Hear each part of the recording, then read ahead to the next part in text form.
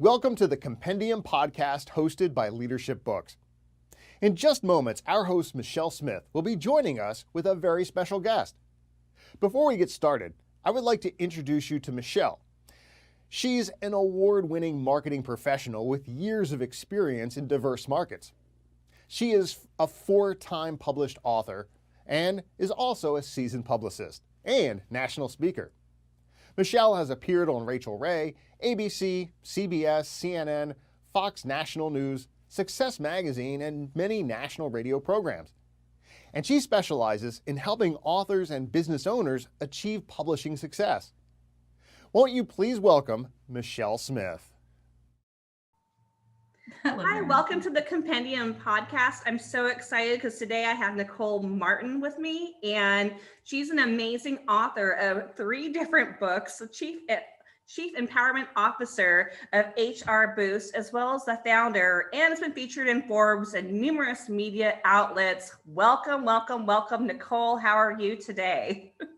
I'm fantastic, Michele. It's so nice to be with you today.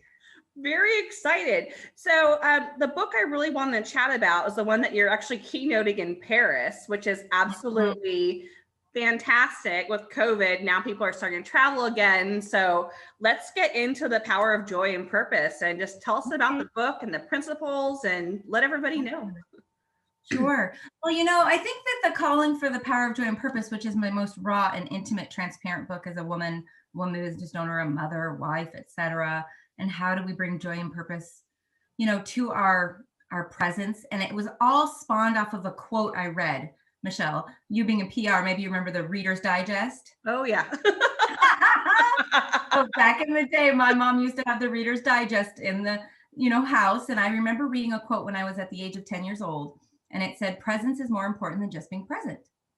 And it is, to this day, still my grounding quote, and it's anonymous. I don't even know who came up with it first, but it really helps me ground myself in the chaos of life. And Michele, I know you live it too.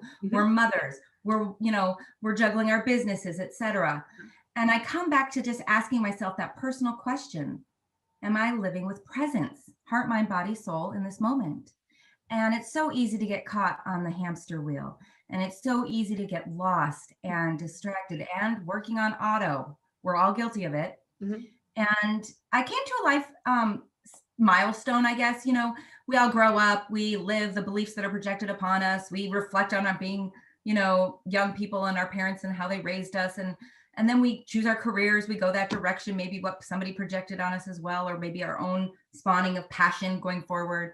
But then in my 30s, essentially after becoming a mother, I really had to sit down and analyze my own situation of if I was going to be a stay-at-home mother or not a stay-at-home mother. Big questions that we go through as families even. Who's going to be the one that continues to work? Are we both going to continue to work? You get it. Oh, yeah. And I had this unexpected thing happen, which is my husband came home from work and he retired at a young age. And I didn't even know I was married to a man that could do that. We'll start there. And then secondly, I had a career. I hit the pinnacle of my career. And I decided, we thought we would do the generic thing. Okay, fine. Try that stay-at-home mom hat on. And I did that for a minute, but then I realized it wasn't for me after a while. I became depressed and sad. And, it's a selfless thing to do that, to raise your children. But I realized I had to go to a silent retreat, if you can imagine it, me being a speaker. And I went to this silent retreat for 8 hours. And I sat there with a blank piece of paper, literally blank. And I said, who am I? And I literally wrote down who I thought I was. And I eliminated all the roles. Take away that I'm a mother, take away that I'm a daughter, take away that I'm a friend, take away that I'm a business owner. Anything that's a role that we put on ourselves in our head and in our belief, I stripped myself of it. And I came back to, who am I as a child of God? Why am I here? What is my God-given grace? And how do I put it to work in service for others? I knew that I had to do that deep work, Michele. We all have the right to do that deep work. And I did it. And then I realized what I had to do was go back to my husband and go back to my child, who was baby at the time, my firstborn, and define the 3 things that I had to do every day in order to feel joy. And I realized that I wasn't doing those 3 things. And if I'm not joyful, if I'm not purposeful, if I'm not living with heart, mind, body, presence, then how am I serving? So it's a deep exploration of, I did that work and I overcame trauma and I came to the other side full circle, as you see me being a Paris keynote and running a business, and being a mother, and still joyful and full, heart full and energy giving, right? How do I do that? People ask you, Michele, they'll meet me and they'll go, Nicole, where do you get it from? How do you do that? And I'm like, well, how do I tell you that? And I realized the only way for me to tell you the answer to that was to write this book. And so The Power of Joy and Purpose is a very raw, very open, a very specific example of me, myself, and I, and how I live presence and how I bring myself to presence every moment of my life right now. And also, we all have that nagging thing in the back of our conscious mind that we shove back. Everybody has one. And mine was, who was my father? Was my mother, did she tell me the truth, etc. I cried as I typed the last page of this book because I confronted that nagging thing that you never want to confront. I was brave enough one day, prayed for the strength to go find the truth. And I won't ruin the end, because if you read the book, you'll read the end and you'll see that we all have the ability to be healers. I absolutely love this, because as a working single mom, that was the hardest thing. Even when I was married, it was a decision to go back to work, or not go back to work. And a lot of women really struggle with that. And my situation, I was actually kind of the breadwinner of the family. I look at finances and have that total, that heartfelt of like, oh, am I a bad mom going back to work? Can you share more about your journaling experience? Because I think that's absolutely fascinating for our listeners, because if you really kind of got to know yourself and what your true goals and purpose are, that's helpful for so many people, especially right now. And people are having so many crazy roles with our situation. Well, and I think it's so critical. I only was given the gift because of the grace of my situation in life and my husband at the time and our situation. But I think if I'd given myself permission to do that before, how revolutionary it could have been for me earlier in life. And that's why I share it. Everybody should really sit down and kind of take that exercise of a piece of paper blank and strip yourself of your roles and expectations and anything, and just bring yourself back to your infant soul. Who are you created as? What gifts and God graces have been bestowed upon you, whether you think they're bad or not, whether you think you've been victimized or not. You have the power to choose how you put those things forth. But then after you come to that deep reflection, and I mean just white paper and just write whatever, it made me think of the things where you lose time and you are joyful, or when you feel most at peace, or when it's the easiest for you. Those are probably your strengths that you've taken for granted, that are graces bestowed upon you. And you're probably better than 90% of the people in a 100-person room. But you never give yourself that credit, like me talking as fast as I do right now. You never give yourself that credit. You say, that's just me. Well, no, you might do it better than 90 people out of 100 in a room. So suddenly it's a gift. And are you purposefully using that to bring yourself joy so that you can bleed, eat, drink, breathe joy to others wherever you go? Most people, I've worked in HR my entire adult career, right, Michele? I've met thousands of people who work and it's drudgery. They work in a field they didn't like, that somebody else put on them. I wrote that talent emergency book because it is an emergency. And I'm just one of those people that jumped ship in 2010. Right now with COVID, many more are getting the brave tenacity to say, it's time for me and I want to go do X, whatever that is. And once they jump, it's that bravery, right? That people are kind of sometimes just safe and stay safe for a reason because it's scary. But imagine you could do what you love every single day. Imagine it was tied directly to your God-given graces. How would you feel? How would you feel if you could make money doing that? How would you feel if you could affect another human being with your vibrance? That to me is the gift of the power of joy and purpose. And it is deep though. You have to silence your mind. You have to get away. I am a very busy woman like everybody else. I literally went to a silent retreat where they lock you in a room and you don't talk for 8 hours and there's a candle burning in a white piece of paper. How often do you get that chance as a mother? So Never. you have to give yourself space a white space to do that, can make it safe to do that, right? I think it's absolutely wonderful. And I don't think I could survive in a room with it. I mean, my family's all Italian, like it's like talking's in our blood. Okay, so we're gonna take a short break with leadership books, and we'll be right back. Okay, we can talk and do whatever, but I need to go blow my nose. Like, oh, honey, go do it. I'm like, seriously, Hello. bring in Yes. California. Go for it, girl. Producer will edit everything out. No worries. I feel for you. I think it's so sad, especially when you're trying to talk on, a show and you're nasally congested and you don't feel good. That's hard. I was gonna do this morning, to be honest with you. I usually power through things, so it's fine. But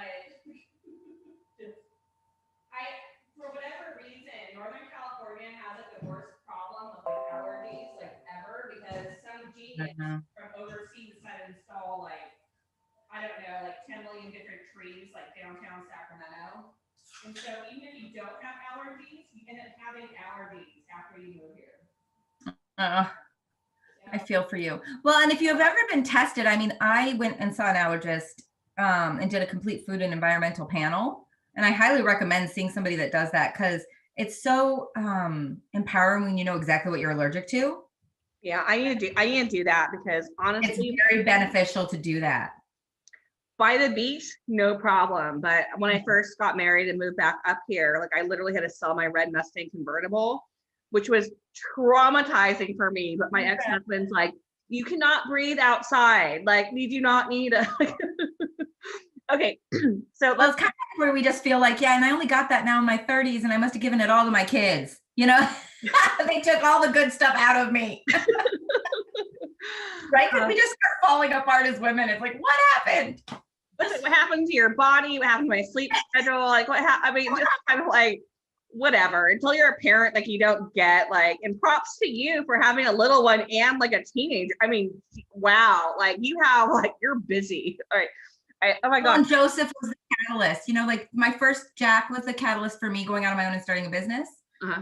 And then Joseph, my second born, 7 years later, he's the catalyst for my writing and really sharing openly. He was born, and then I wrote The Power of Joy and Purpose, because I was so deep in gratitude and really living it exponentially. That's how I learned that I had to give it back. I love it. Get it out back, I have no question why Paris has you as their keynote. I have no question. You're amazing. I need to talk to you for hours. Okay, I need to stop talking right now. I'm stunned. I've never been to Paris. I'm so excited. And then, right now on their website, it says U.S. citizens, no entrance. And you're like, well, you're saying I should come, and I'm going back and forth with the conference organizers behind the scenes. Oh, interesting. Okay. And they're affirming, Paris will open in June. And then the hotel behind the scenes is actually saying, yes, it's just through April 18th. The lockdown's only till April 18th. Book now, because obviously they want the revenue and they want things coming. But it is where, gosh, I hope I can get my vaccine too, Michelle, before I go. It might be required. I'm not certain. But I can't believe I have international plane tickets right now, given Europe's news, right? I just kind of with a new, and then there's that new strain going on right now too, where it's just I'm kind of all right, just get the shot, figure it out. Again, Mike's so fun. He's on a sabbatical right now, but he's in Mexico, and I'm thinking I'd be worried to go to Mexico and worry about getting back, honestly. Yeah, I have some Vistage peers that have been traveling to Mexico, and they make you take the COVID negative test before you board. Yeah. You're doing it at the resorts for free. So some of the people I know have gone. They get their little COVID test right before they get in the cab to go back to the airport. They have their little slip, and it's all being facilitated. But yeah, I'm with you, sister. I'm on domestic shores. Yeah, I'm just at least right now until June. Yeah, exactly. I was kind of but seriously, I already told Mike, the publisher too. I said you know what, Mom, if you're flying me to London for the book expo, well, I'm not going to go home after that. If you're flying me to London, I'm gonna play. I'm gonna play in see other countries. Absolutely, you should. Yes, and that's what I'm doing. I'm going for a full week. I think a full week when you go to the destination is worth, the trip. Tickets are really reasonable right now, though. I got my round trip. It was less than $800, and the hotel rates are really good. And I've been to London. It's beautiful. It's worth 7 days. Even if you can get through and, out of town and go see some of the, castles and different places nearby, it's incredible. Oh, I want to know. I definitely know. I want to do the whole, when I travel, it's like, I do I just do the whole, I don't like half it. My biggest problem with traveling, and then I'll continue your interview. I could talk to you for hours. You're fine. I'm enjoying you. I hit the East Coast.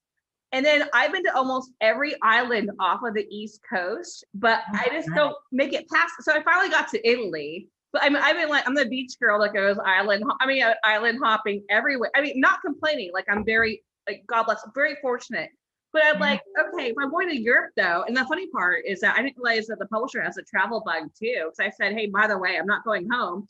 He's all, oh, really? I'm like, okay. So I'm like, you want to hang out and do whatever, or I'm just gonna pop around. So yeah. Well, and it's like you could pick up your expense on the casual days that you're there and then just work remote, or, I work anywhere. I mean, that's my marketing and PR company. Exactly. Why be restricted? Oh yeah. Go, girl. Have fun. Okay. Give me a picture. Okay. We just start this again. Sorry. You're awesome. So awesome. I'm having you back already. I'm telling you right now. Oh, you just message me anytime, and I'm going to message you about the East Coast because I could get some lobster. Oh, please do. I can. The second this is over, I'm going to New York and I'm going shopping. I'm in desperate need of a new purse. Like, I want to go shopping. Oh, well, the other thing you could look at is Ride Free Montana. Okay. It's on Instagram, and I'm from Montana, just so you know. Okay. And one of my girlfriends there, she designs purses, and they're beautiful. Oh, send me the link. I'll send you my email address after this. Okay. I just Mike's gonna kill me. He's like, you're not billing for this. Okay. Anyway, no, you're fine. You're awesome. I can talk to you for hours. Okay, welcome back to the Compendium. I'm here with Nicole Martin, and again, a book that's amazing, helpful, and honestly, the keynoting in Paris and during our turbulent times is absolutely amazing. So, Nicole, question for you.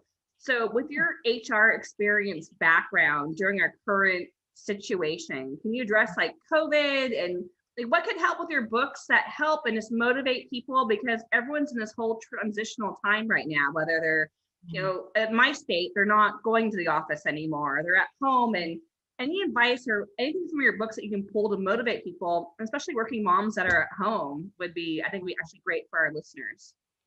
I think that it's really powerful, actually. It's what I've witnessed in the workplace community across the country and even internationally, is that, mental health has become something that's really relevant, and something that's even coming into the care programs and the approaches within businesses right now.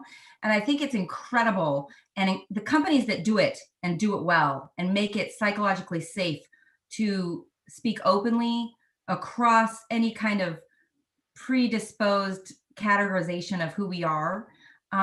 If we can actually get to where we can have real conversation as a team and have psychologically safe discussions at work, how amazing will that be? And the companies that can do that and create cultures that are for real, not on the wall, those companies are going to retain their talent and attract talent. And what's interesting is that talent is really going to choose where it wants to work, especially now. And even COVID has opened the borders. So for example, you and I, we could work from anywhere right now, right, Michelle? Yep. And this is something that's going to open up the competitive landscape for talent. And so from a business perspective, companies should be deeply concerned about how they're going to retain talent right now. And I don't care if they're big or small. So that's one thing. The Power of Joy and Purpose, that book, what it gives is on a much more personal level, but it should empower a human being to show up at work with, this is me. And a lot of people live separate lives. They live a compartmentalized life, which is, this is me at home and this is me at work. And now that our home and work are blurred and they're coming together, and we've lost our sanctuary, which should be our home, it's very important to be intentional about your boundaries, what your needs are, and what you do to feel alive.